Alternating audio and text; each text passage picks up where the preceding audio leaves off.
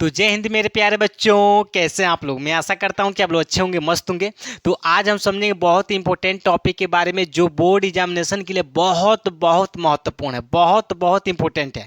कई बार board examination में पूछा भी गया है कि निकट दृष्टि दोष क्या होता है, दूर दृष्टि दोष क्या होता है। तो निकट दृष्टि दोष हम इसके पिछले वाले वीडियो में हम पूरा डिटेल से बता दिए हैं। अगर आप नहीं देखें तो जा करके पहले इसके पिछले वाले वीडियो देखिए, ठीक है।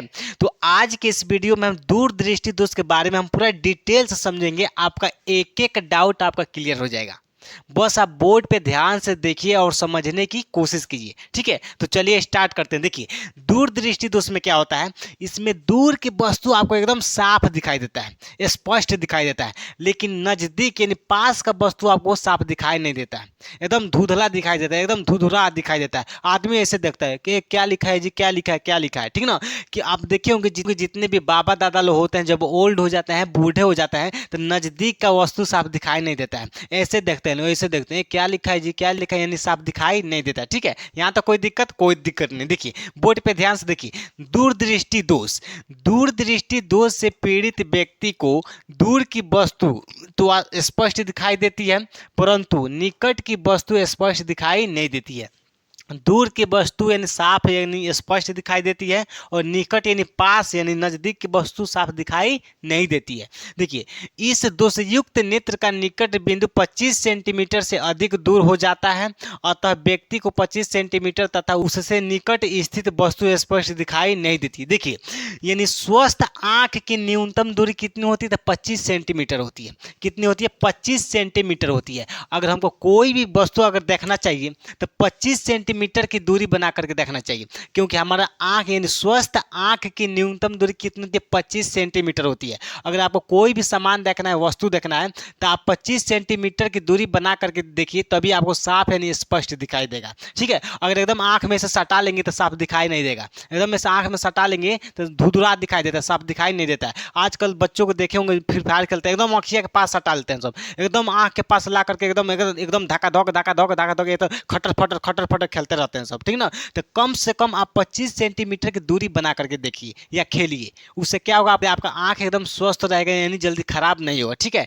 यहाँ तो कोई दिक्कत नहीं। देखिए, तो आपको एग्जाम में 2 चित्र बनाना पड़ेगा। अगर बोर्ड एग्जाम में अगर क्वेश्चन पूछता है दूरदृष्टि दोष क्या है, तो इसके लिए आपको 2 इमेज चित्र बनाना पड़ेगा। कितना चित्र, 2 डायग्राम। देखिए, ये है दूरदृष्टि दोष के लिए है, ये क्या है, निवारण के लिए है। किसके लिए, निवारण के लिए चित्र, ठीक है। तो इसको समझिए, ये क्या होता है, आपका नेत्र लेंस होता है।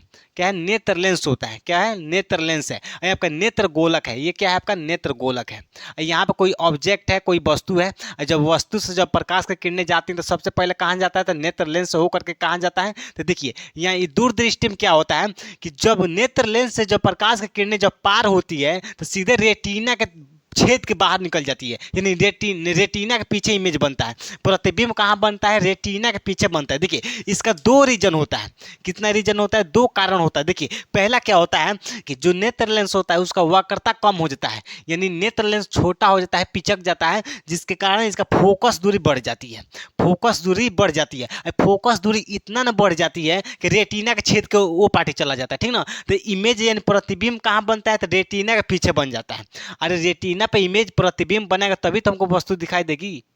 जब रेटिना पे इमेज प्रतिबिंब बनेगा तभी तो हमको दिखाई देगा। लेकिन इसमें क्या होता है, प्रतिबिंब बनना चाहिए रेटिना पे, लेकिन बनता कहाँ है, रेटिना के पीछे बनता है। ये कहाँ बना, इमेज कहाँ बना है, तो रेटिना के पीछे बना है, ठीक है। यहाँ तक कोई दिक्कत नहीं। देखिए, दूसरा क्या होता है कि अगर नेत्र गोलक का व्यास कम हो जाता है, नेत्र गोलक का व्यास, देखिए ये क्या है, आपका नेत्र गोलक है। क्या है, नेत्र गोलक है। अगर नेत्र गोलक छोटा हो जाता है, उसका व्यास कम हो जाता है, तभी भी आपका प्रतिबिंब कहाँ बनेगा, तो नेत्र रेटिना के पीछे बनेगा।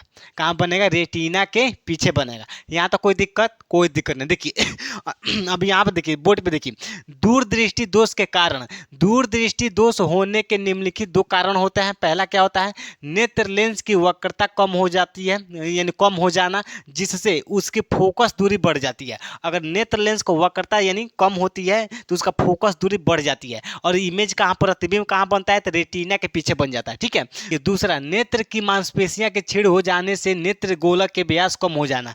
नेत्र गोलक का व्यास क्या होता है, कम हो जाता है, यानी नेत्र गोलक क्या होता है, छोटा हो जाता है, जिसके कारण आपका जो इमेज कहाँ बनता है, तो रेटिना के पीछे बन जाता है।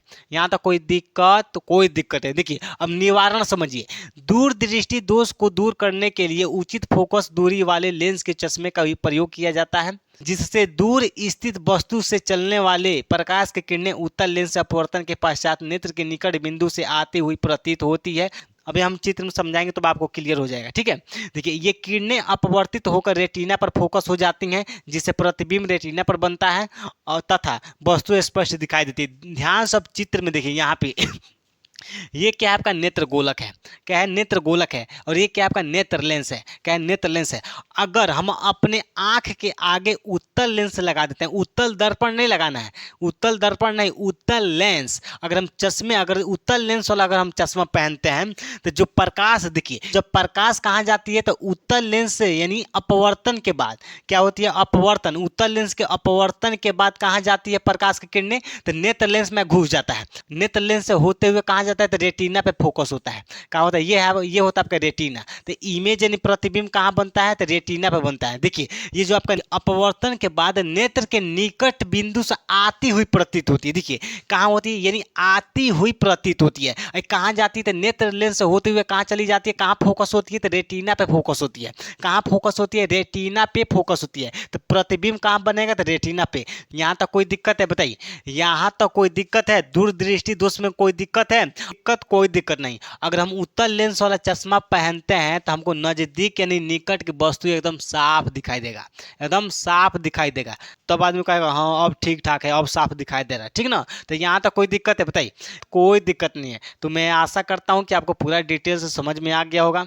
तो अगला टॉपिक हम अगले नेक्स्ट वीडियो में समझेंगे। तब तक के लिए सभी लोगों को दिल से जय हिंद, धन्यवाद।